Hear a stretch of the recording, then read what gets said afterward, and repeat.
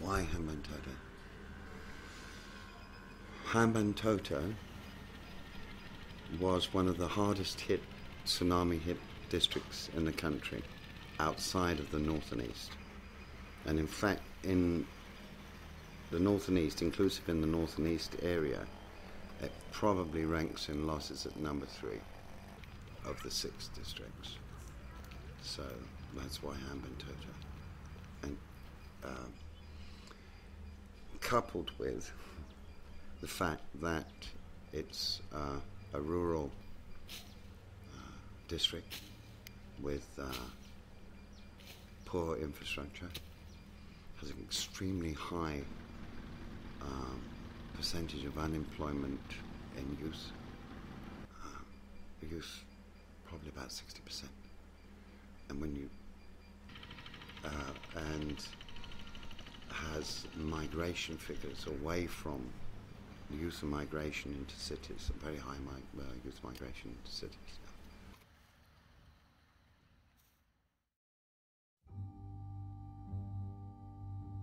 Sunday, the 26th of December, 2004, the day after Christmas, and also a Poya Day. Hambantota town, beachfront, crowded, full. One was on holiday. There was what's called a polar. But during the tsunami, I was away overseas. I came back on the 10th, and for some reason, I couldn't find the courage to return to the town that I loved dearly as a volunteer, to Hambantota.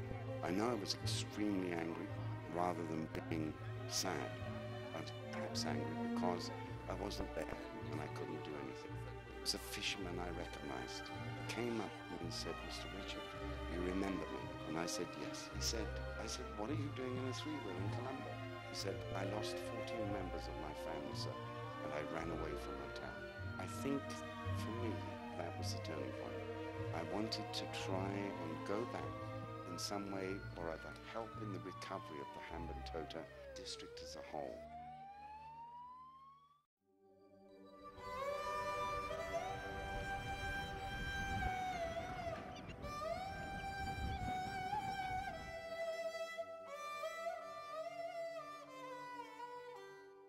My name is Richard Gant, and I'm the Program Manager for ASB's Socioeconomic Recovery and Development Program in Sri Lanka. And presently we're in the process of setting up and implementing the first project within that program, and that's the Access Youth Project in the Hambantota district. And this is where we're standing right now, is in the Hambantota district, in Hambantota town, where the tsunami really destroyed a whole fishing community.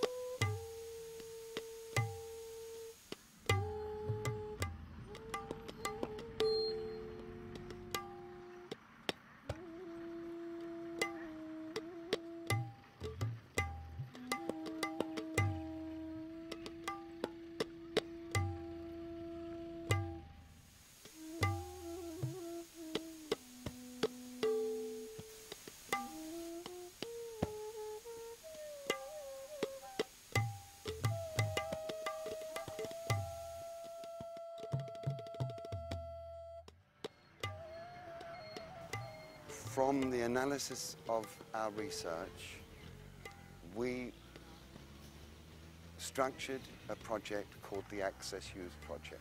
It's called Access because purely the idea is to give access to youth in the district to skills and expertise that will increase their employability. And it's a youth project because it's focused on youth. They're the ones in the next 10 years who will manage the businesses, the farms, the fisheries in this district. They'll be the leaders, and that's the youth today. in this district.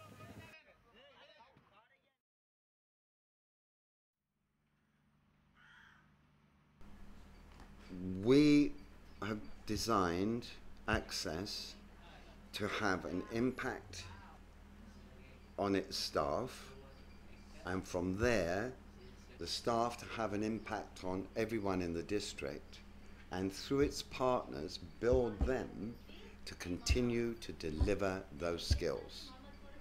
When Access goes, there'll be between 6 and 10 service delivery platforms, NGOs, cooperatives in the district, civil society and the Chamber of Commerce that are able to continue delivering those services.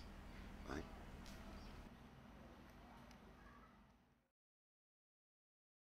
I'm Asmita Asim, Director General, Hambantota District Chamber of Commerce, and also a businessman and born and bred in Hambantota. So how we are planning to work with ASB is that during our work in the last 15 years, that we have been getting involved in the local business community empowerment or investment promotion or how to deal with youth, because the youth is becoming a very important component to us. Having considered and now started the program in Southern Province and located their office in Hambantota District and in the Hambantota town, Hambantota District Chamber of Commerce is looking forward to a long-term partnership with ASB.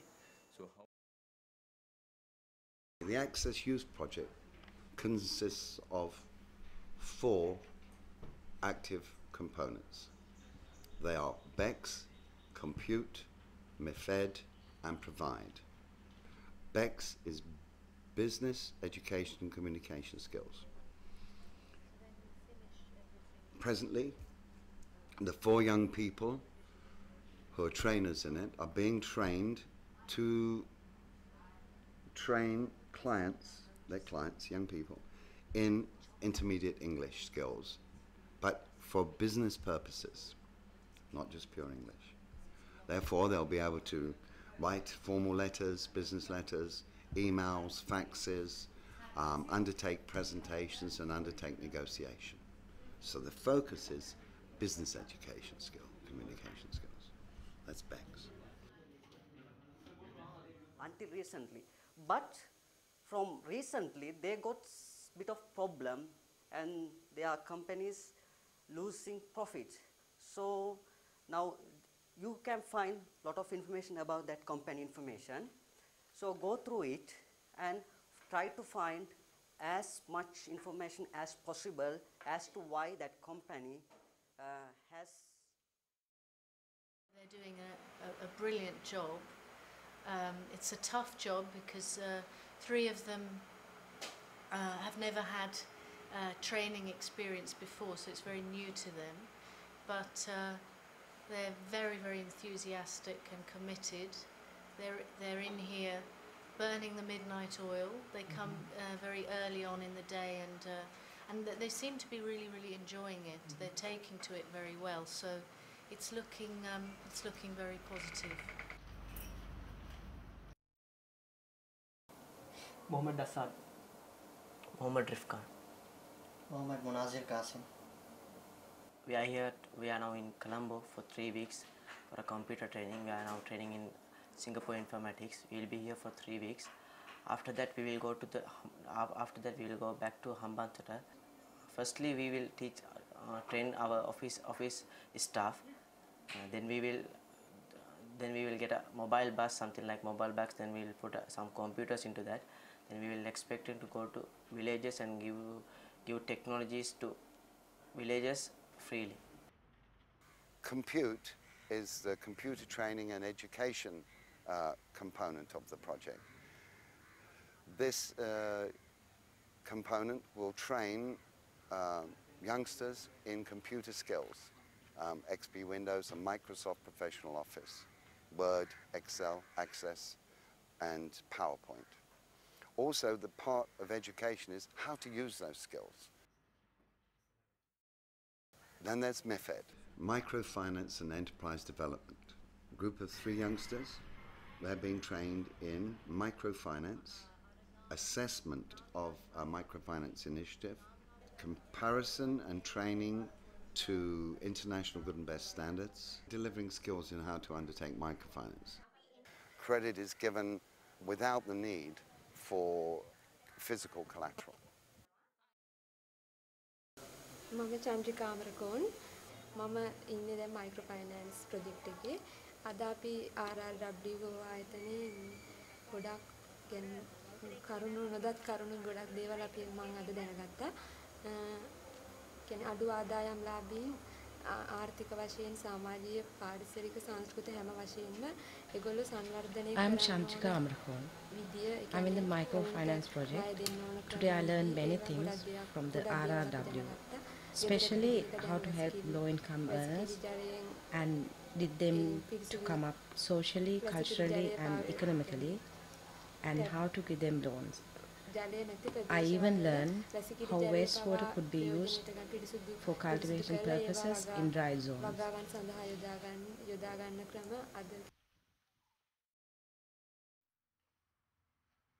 Now the 4th component is called Provide, and it's an interesting and unique component in that what it does, it's the gearbox of the project and of the program.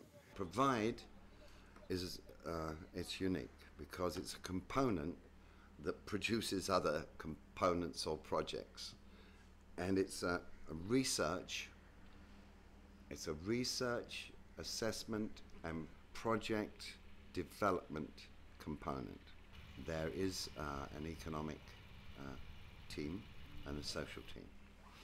And now what these teams do is they appraise a new partner.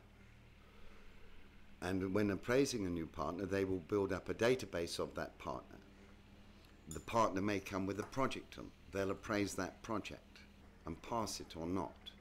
They will analyze the project and give recommendations.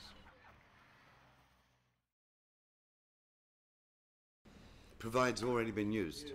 Provide, one of our main partners, the Hambantota District Chamber of Commerce, last week, 2 weeks ago, required assistance. They needed a research team to look at or to research tourism in the district.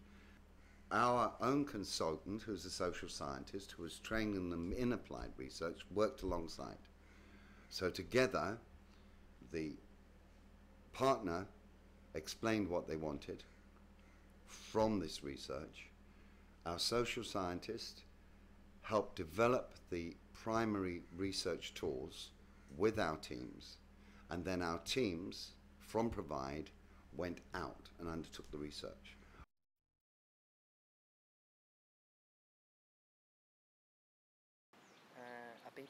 In the past 2 weeks, our team had to, along with HDCC, identify places and sites of possible tourist interest in terms of relaxation, beauty, archaeological importance.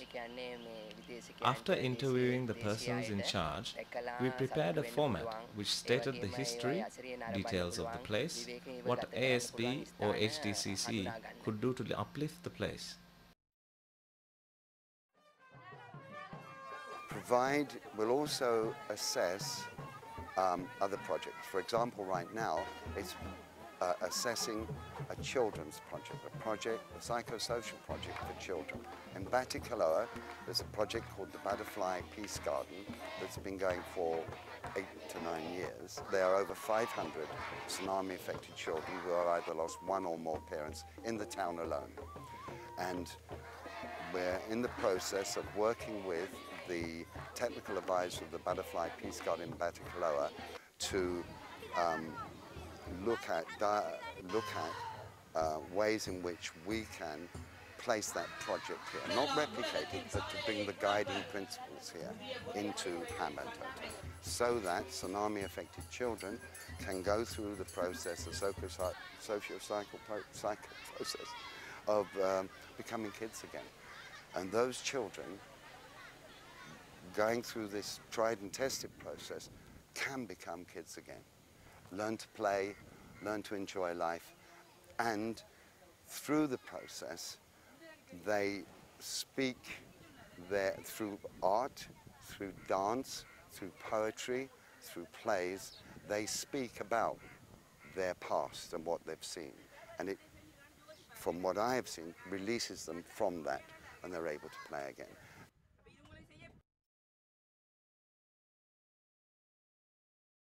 අපේ team එක provide team එක කියලා හඳුන්වන්නේ අපිට බාර දීලා තියෙන්නේ ළමයින්ගේ ව්‍යාපෘතියක්. අපි ඉස්සෙල්ලාම කරේ හම්බන්තොට දිස්ත්‍රික්කයේ ළමයි වෙනුවෙන් මොකද්ද ප්‍රෝග්‍රෑම් කරලා තියෙන්නේ කියලා අපි රිසර්ච් එක කරා. ඒකට අපි හැම NGO එකකම ගිහිල්ලා අපි තොරතුරු ගත්තා මොන වගේ දේවල්ද ළමයි වෙනුවෙන් කරන්නේ මොන වගේ ප්‍රදේශවලද ඒක කරන්නේ කියලා. අපි ඒක දැන්ට කරගෙන ගිහිල්ලා ඊට පස්සේ අපි හම්බන්තොට දිස්ත්‍රික්කයේ පීස් ගාඩන් එකක් දාන්න තමයි අපි අදහසක් තියෙන්නේ. Our team is the Provide team. We have been assigned to a children's project. First of all, we did a research on the existing programs that have been done in Hambantota. We went to all the NGOs and got the information on the programs that they already have in place, the locations, what they do. We hope to create a peace garden in Hambantota. So we went to Batticaloa to get an idea about it. This was extremely helpful. Our aim in setting up a peace garden in Hambantota is so that the children affected by the tsunami can get over the trauma and become sociable once again.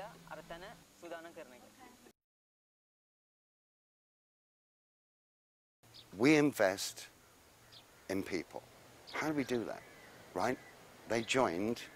They were selected on the 1st of December, during December, and they joined us on the 2nd of January, this team.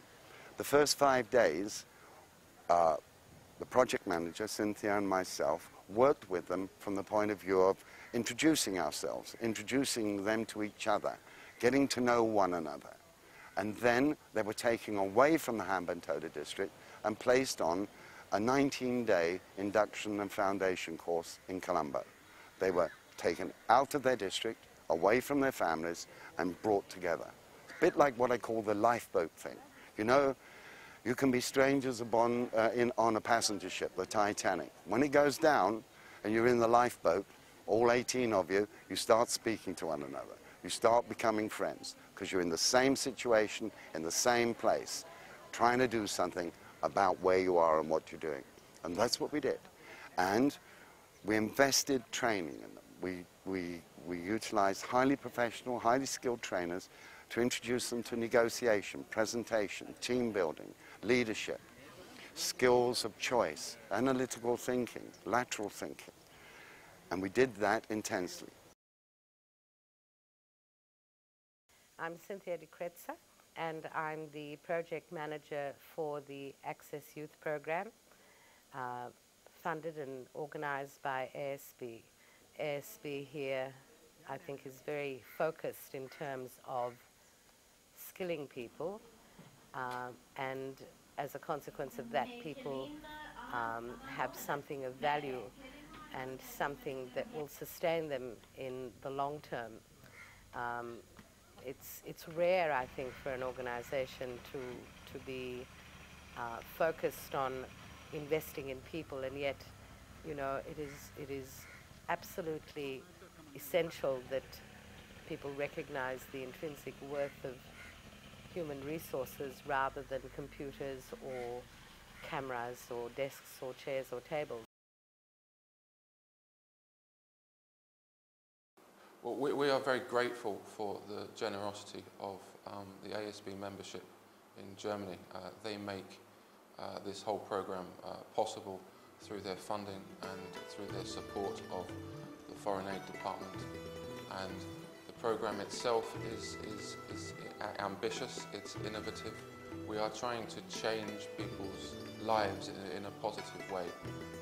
This Access project is not about providing new houses or providing physical infrastructure. There are other INGOs in the south who are currently engaged in that process.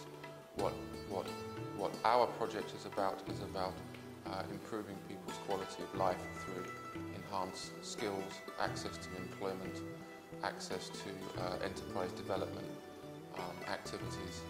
So we're encouraging people to start their own businesses. We're encouraging people to help get access to loans and credits from banks, and we're providing trainings for people. It's we're starting with our own office and trying to embody the principles of the same principles inside the way we work with the local communities, as well as the local partners who we work with.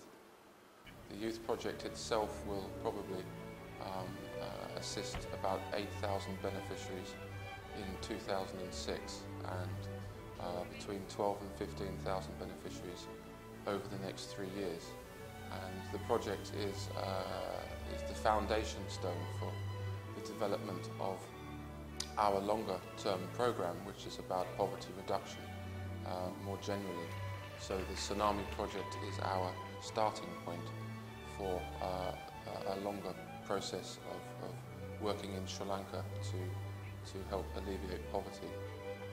And our senior management have a lot of experience of working in Sri Lanka, and I guess you could say that the program, the Access project, yes, it's about people skills, but it's also about ASB developing economic development skills, longer term approaches. It's not just about short-term relief activity.